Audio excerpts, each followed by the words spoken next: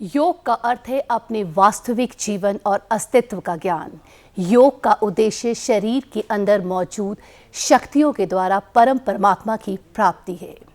योग के अंदर यम, नियम, आसन और प्राणायाम जैसी और ध्यान जैसी क्रियाएं हैं।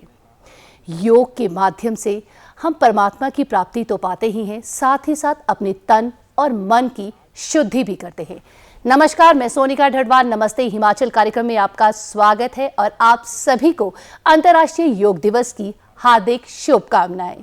आज अंतर्राष्ट्रीय योग दिवस पर आज हम विशेष कार्यक्रम जो आपके लिए लेके आए हैं और आज हम जानेंगे कि योग के माध्यम से हम किस तरह से अपने आप को स्वस्थ रख सकते हैं, शारीरिक स्वास्थ्य रख सकते हैं, मानसिक अपने आप को कैसे स्वस्थ रख सकते हैं।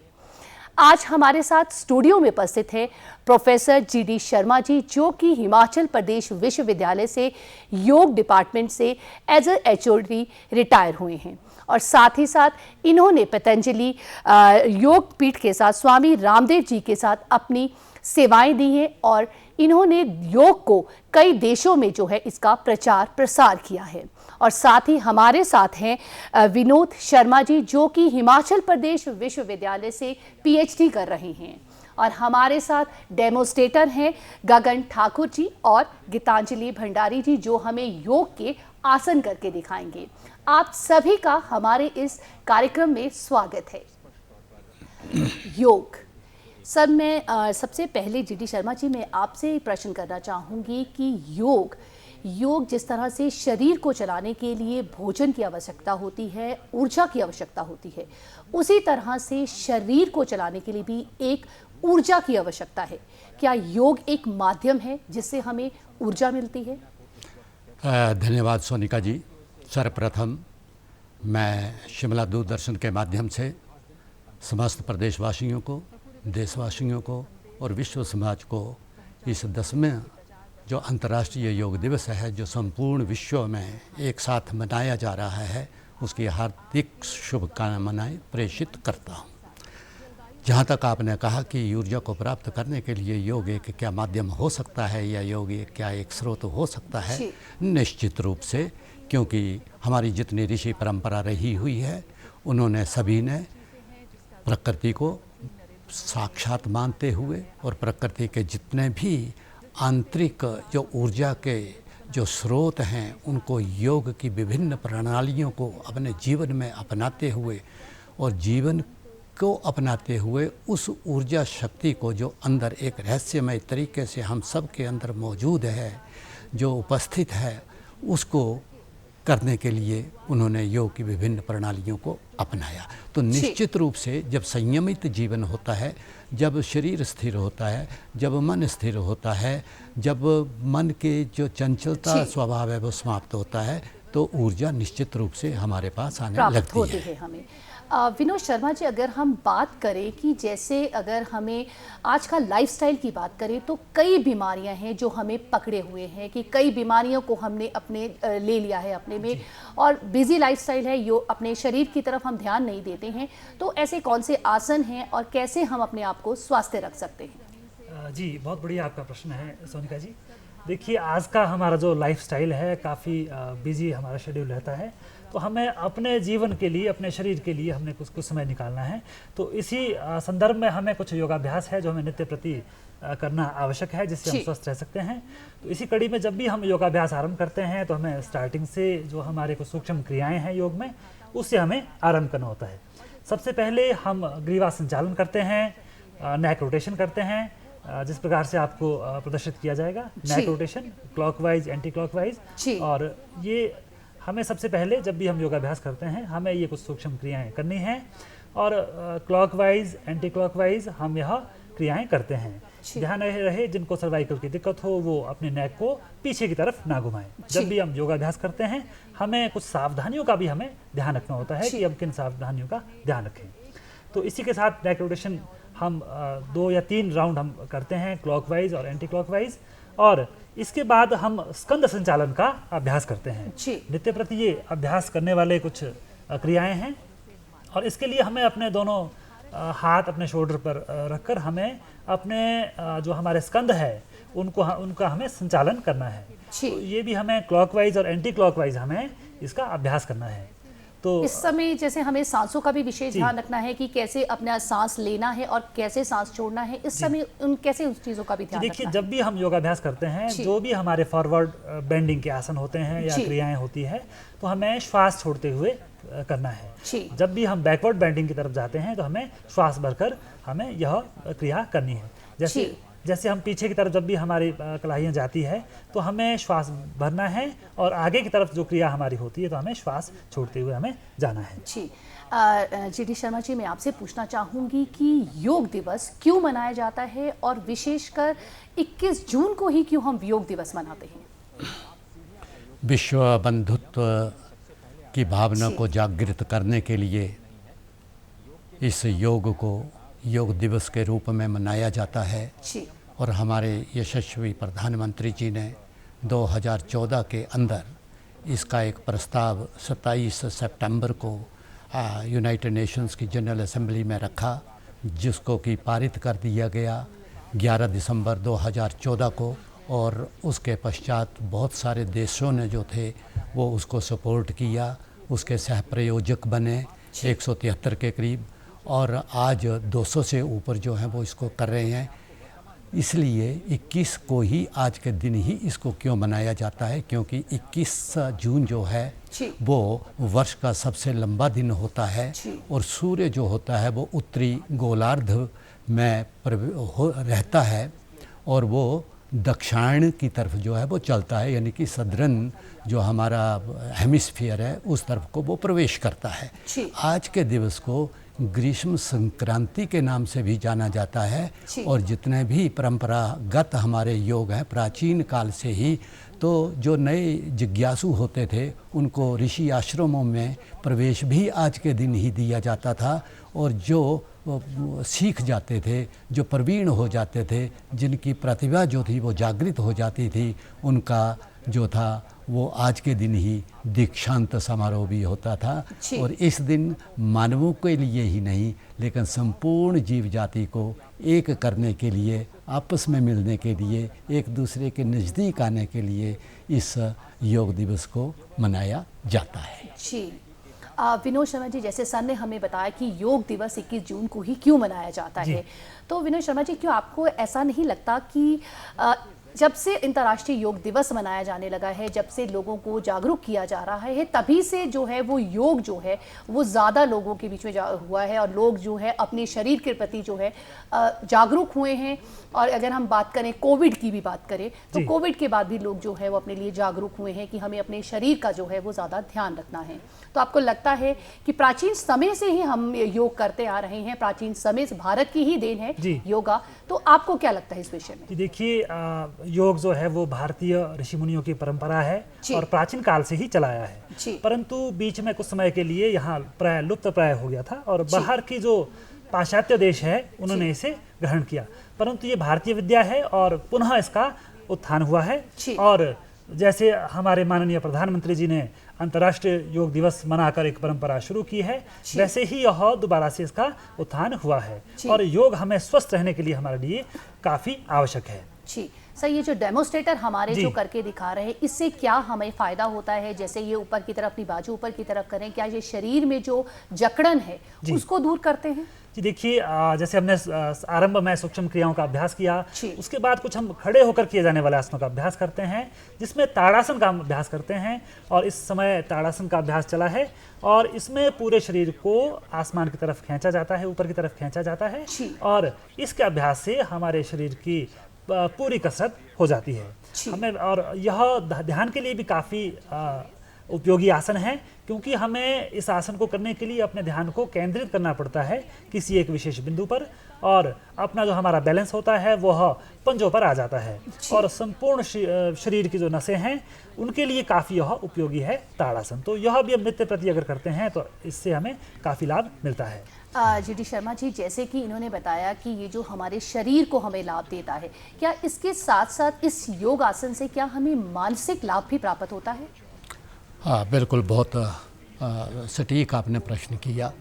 हमारे ग्रंथों में कहा गया है कि मानसा जायते व्याधि शरीरा नैव संशया शरीरो जायते व्याधि मानसो नैव संशया। अर्थात जब शरीर में कोई व्याधि होती है तो मन में भी वो आदि के रूप में पैदा हो जाता है। और जब मन में कोई आदि पैदा होती है, मनोरोग जिसको हम कहते हैं, तो शरीर में भी निश्चित रूप से आ जाती है। तो ये जितना भी हमारा क्रियात्मक या प्रायोगिक योग है, जिसमें कि मुख्य रूप से आसन, षटकर्म, मुद्राएं इत्यादि या प्राणायाम आते हैं, इनके माध्यम से मानसिक संतुलन भी होता है और शारीरिक स्वच्छंदता को भी हम प्राप्त कर सकते हैं। जी विनोद शर्मा जी, जो ये डेमोस्ट्रेटर हमारे जो ये आसन कर रहे हैं, क्या ये डेली अगर हम बात करें, रोजाना हम इनको आसन को कर सकते हैं? और समय की कमी है तो क्या इन आसन से हम जो है वो पूर्ण तरह से हमें जो है वो लाभ मिल सकता है? वो मानसिक बात करें या शारीरिक बात करें या अपने पर्सनालिटी की बात करें, तो हमें क्या इनसे पूरा लाभ प्राप्त हो सकता है? जी बिल्कुल, जैसे आपने कहा, योगाभ्यास हमें नित्य प्रति करना चाहिए और एक निश्चित समय पर ही करना चाहिए। सबसे जो बेहतर समय है वो प्रातःकाल का है। हम सुबह नित्य क्रिया से, शौचादि से निवृत्त होकर हम योगाभ्यास आरंभ करें। और क्योंकि हमारी माताएं बहनें भी व्यस्त होती है, शेड्यूल उनका व्यस्त होता है, तो ऐसा नहीं कि हम घंटा 2 घंटे बैठकर आसन प्राणायाम करें। यदि हम 20-25 मिनट या आधा घंटा भी ये समय अपने लिए निकालते हैं तो पर्याप्त हो जाता है। परंतु हमें निरंतरता रखनी होगी, नित्य प्रति इन अभ्यासों को करना होगा। जो ये आसन कर रहे हैं, क्या इससे जो आजकल मुख्य समस्या है पेट की समस्या, चर्बी का बढ़ जाना, ठीक, तो क्या इन आसन से पेट की चर्बी को कम किया जा सकता है? महिलाओं के लिए कई तरह की समस्याएं जो है वो महिलाओं को रहती हैं। अगर हम बात करें तो कई दौर से महिलाओं को गुजरना पड़ता है। क्या इन आसन से ये महिलाओं के लिए फायदेमंद है?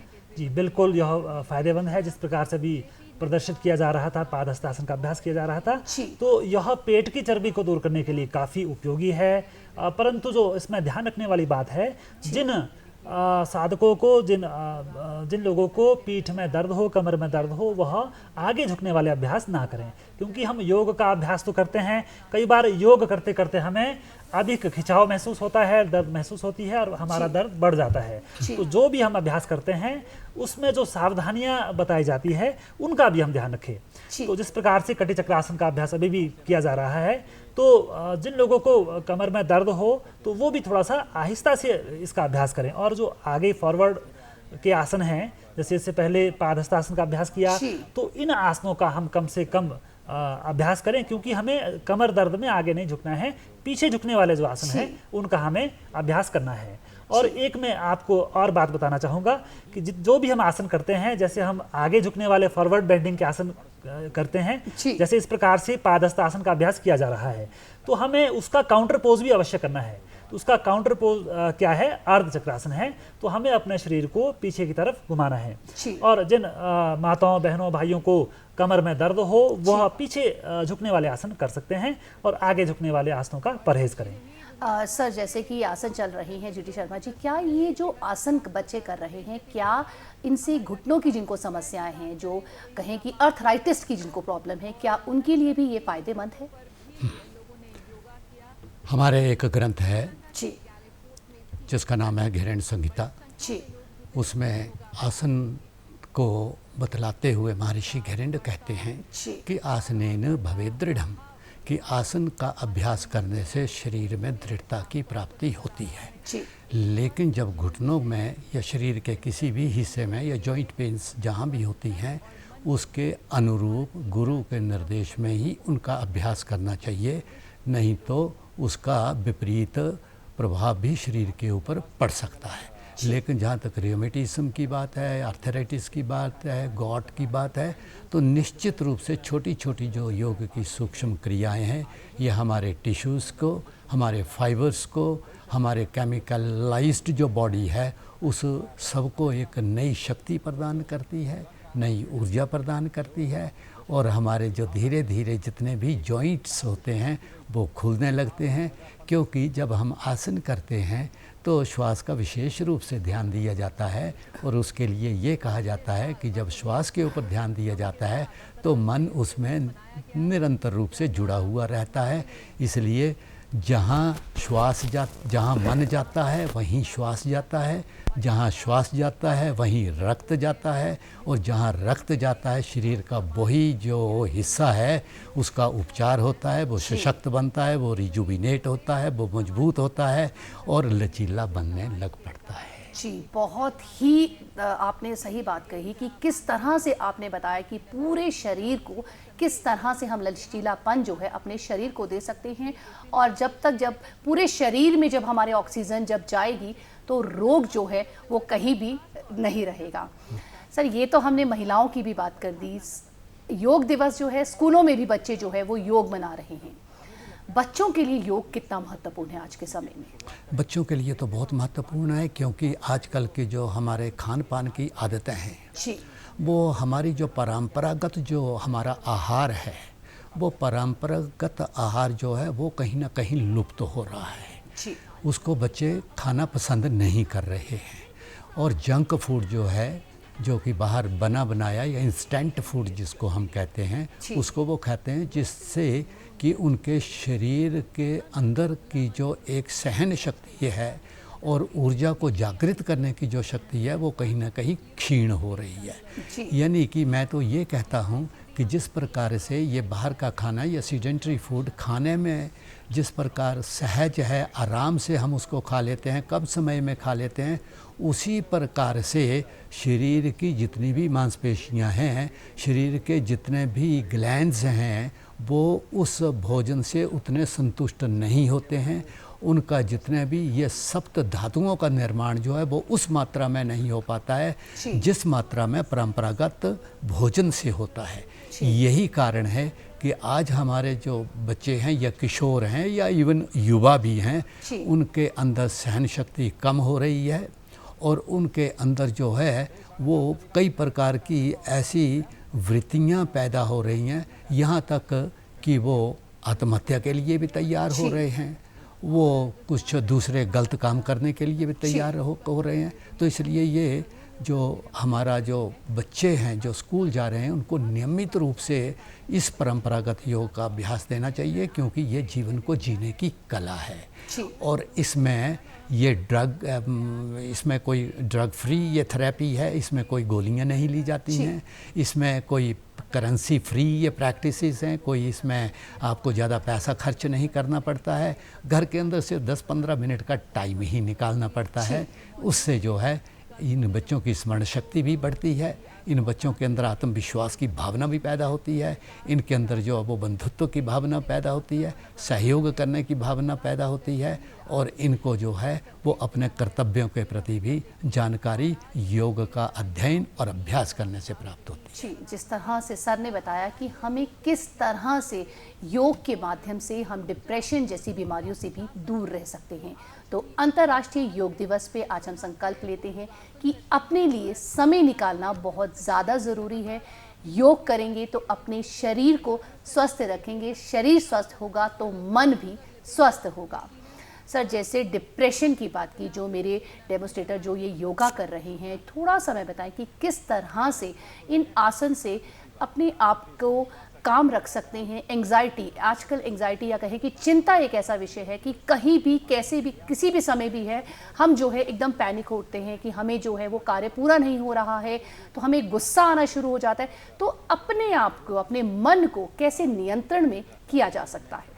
देखिए, जब भी हम योगाभ्यास करते हैं, एक तो जो जब भी हम कोई एक्सरसाइज करते हैं या योगाभ्यास करते हैं, तो इसमें मुख्य रूप से जो भिन्नता है, तो योग जब भी हम करते हैं तो श्वासों के साथ करते हैं, और योग जब किया जाता है तो श्वासों को नियंत्रित किया जाता है, और इससे हमारे शरीर के जॉइंट्स खुलते हैं, और साथ ही साथ हमारे जो मन पे इसका अनुकूल प्रभाव पड़ता है, और हमारा मन शांत होता है। एंग्जाइटी, गुस्सा, जो भी इस प्रकार के जो मनोवेश है वो हमारे शांत होते हैं। तो इसी कड़ी में कुछ हमारे आसन है, कुछ बैठकर किए जाने वाला आसन भी है, वो भी अगर हमारे दर्शक नित्य प्रति अभ्यास करें, जैसे इसमें भद्रासन है, वज्रासन है, इनका भी हम अभ्यास कर सकते हैं। तो जैसे हमारे डेमोन्स्ट्रेटर है वो आपको बताएंगे भद्रासन का अभ्यास। तो भद्रासन का अभ्यास के लिए हम अपने दोनों तलवे आपस में मिलाते हैं और अपने सीवनी नाड़ी के पास उसे लाते हैं। जी। तो यह ध्यान में बैठने के लिए भी काफ़ी उपयुक्त आसन है। इस आसन में बैठकर आप ध्यान भी कर सकते हैं और बहुत ही उपयोगी यह आसन है। और जो मन की स्थिरता के लिए, जो एंग्जाइटी है, गुस्सा जी। है, इन सभी परेशानियों के लिए भी यह आसन काफ़ी लाभदायक है। इसमें मैं भी एक कुछ जी अपना कुछ कहना चाहूँगा। जी जैसे आपने एंग्जाइटी की बात की, क्रोध की बात की, डिप्रेशन की बात की, तो सबसे बड़ी बात तो ये है कि हमारे एक हठ प्रदीपिका है स्वामी स्वात्मा राम जी द्वारा रचित, जी। उसमें ये कहा गया है, चले वातम चले चित्तम निश्चले निश्चलम भवेत। जब भी देखो शरीर का जब भी कोई जिस भी स्थिति में ये रहता है, मन के साथ रहता है, और अर्घ क्रोध होगा तो श्वासें भी बहुत तेज चलने लगेंगी। जी। डिप्रेशन में श्वास ज़रूरत से ज़्यादा जो है कई बार तेज हो जाती है, कई बार कम हो जाती है। यानी हर क्रिया प्रणाली के अंदर श्वास जो है वो उसके साथ चलता है। जी। इसलिए कहा है कि जब तक ये श्वास नियंत्रित नहीं होगा तब तक हमारे जो मन की जो अभिवृत्तियाँ हैं, मन की जो विकृतियाँ, चाहे वो तनाव है, दबाव है, एंग्जाइटी है, क्रोध है, गुस्सा है, ईर्ष्या है, द्वेष है, कुछ भी है, वो उसी हिसाब से हमारा श्वास भी चलेगा। इस करके हमारा एक और ग्रंथ ये कहता है, काया नगरी मध्य तु कुशिति पालका, अर्थात हे प्राण तू जो है वो इस शरीर का राजा है। अगर तू ठीक से चल रहा है तो ये शरीर ठीक चलेगा। अगर तू ठीक नहीं चल रहा है, जिस प्रकार एक राजा अपने राज्य की रक्षा करता है, देखभाल करता है, ये हमारा जो प्राण है, जो प्राणायाम के माध्यम से जिसको उत्कृष्ट बनाया जाता है, तो प्राणायाम को करने से हमारे शरीर की परिस्थितियां जो हैं वो बदलती हैं। अगर प्राण जो है वो ठीक ढंग से चल रहा है तो शरीर भी ठीक है, मन भी ठीक है। अगर प्राण ठीक नहीं है तो कुछ भी ठीक नहीं है, क्योंकि प्राण अपने आप में एक पूर्ण ऊर्जा का स्रोत है जो हमें ब्रह्मांडीय ईश्वरीय शक्ति से प्राप्त होता है। जी विनोद जी, ये जो आसन जो अभी चल रहा है, जो हमारे ये गीतांजलि जी और ये गगन जी कर रहे हैं, इससे क्या हमें जो है वो लाभ प्राप्त हो सकता है? जी देखिए, पद्मासन का अभ्यास इस समय चल रहा है जी। और पद्मासन से भी हमारी जो नाड़ियों का शुद्धिकरण होता है, जितने भी शरीर में 72,000 नाड़ियाँ कही गई है, उनके शुद्धिकरण के लिए भी काफ़ी उपयोगी है और ध्यान में बैठने के लिए काफ़ी उपयोगी यह आसन है। इसके साथ ही एक और आसन जो ध्यान में भी बैठने के लिए उपयोगी है और माताओं बहनें खाना खाने के बाद भी किया जा सकता है, वो है वज्रासन का अभ्यास। तो वज्रासन का अभ्यास भी मेडिटेशन में जब बैठते हैं तब भी काफ़ी उपयोगी है और यह एकमात्र ऐसा आसन है जो हम खाना खाने के बाद कर सकते हैं और हमारी माताएं गर्भावस्था के समय में भी इस आसन को कर सकते हैं। तो इससे भी हमारा पाचन तंत्र ठीक होता है, पेट संबंधी विकार दूर होते हैं और नाड़ियों की शुद्धि होती है। तो यह भी अधिकतर जो बीमारियां हैं वो आजकल पेट से रिलेटेड ही हैं। जब पेट आपका ठीक नहीं है तो कैसे आपका जो है वो स्वास्थ्य ठीक होगा? जी, बस थोड़ा सा इसमें ध्यान रखने वाली बात यह होती है कि हमें हमारी कमर गर्दन बिल्कुल सीधी रहे इस आसन में और इस प्रकार से यह वज्रासन होता है। जी जी शर्मा जी, मैं आपसे पूछना चाहूँगी कि योग में 2 धाराओं के बारे में बात की जाती है, मुख्यतः वो क्या है? हाँ, इसमें 2 जो मुख्य धाराएं हैं वो एक है राजयोग और एक है हठ योग। राजयोग का मतलब है समाधि की प्राप्ति करना। तो उसके लिए जो जितना भी हमारा ये दार्शनिक योग है, उसके जो प्रथम वक्ता हैं, जो फाउंडर जिनको माना जाता है, वो भगवान हिरण्यगर्भ को माना गया है।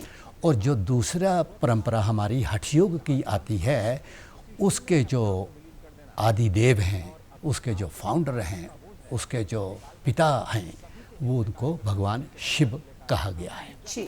तो हठ योग की परंपरा को भगवान शिव लीड कर रहे हैं और जो राजयोग की परंपरा है उसको भगवान हिरण्यगर्भ लीड कर रहे हैं।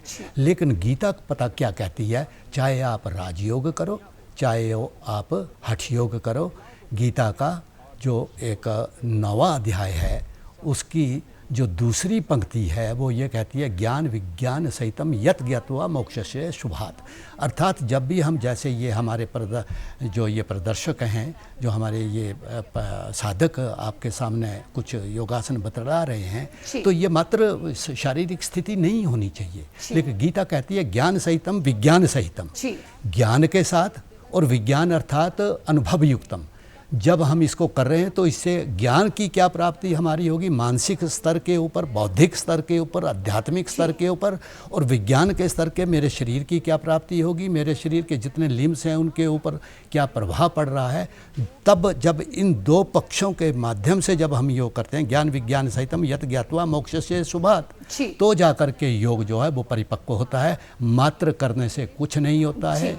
आपने कितने आसन किए ये महत्वपूर्ण नहीं है, आपने कैसे आसन किए, कैसे प्राणायाम किए, महत्वपूर्ण वो रहता है। और याज्ञवल्क्य के स्मृति में तो इतना भी कहा गया है कि अयम तु परमो धर्मा यत ज्ञात्वा आत्मदर्शनम। हम कोई भी काम करें जीवन में, चाहे गृहस्थ का काम हो, घर का काम हो, समाज का काम हो, है ना, पूजा पाठ का काम हो, योग की साधना हो, इस प्रकार से करें ताकि मेरे अंदर एक जिज्ञासा पैदा हो कि मैं अपने आत्म तत्व की तरफ पहुंचूं और आत्म तत्व से परमात्म तत्व की पहुंचूं और प्रकृति को अपने में समाविष्ट कर लूं। यही योग का सार है। खूबसूरत, बहुत ही खूबसूरत आपने कहा कि प्रकृति को अपने में समझकर कर लूं। सर, जैसे कि हम प्राणायाम की बात करें तो योग में प्राणायाम क्यों महत्वपूर्ण है? देखिए, प्राणायाम जो है वो हमारे शरीर की नाड़ियों की शुद्धि के लिए काफ़ी महत्वपूर्ण है।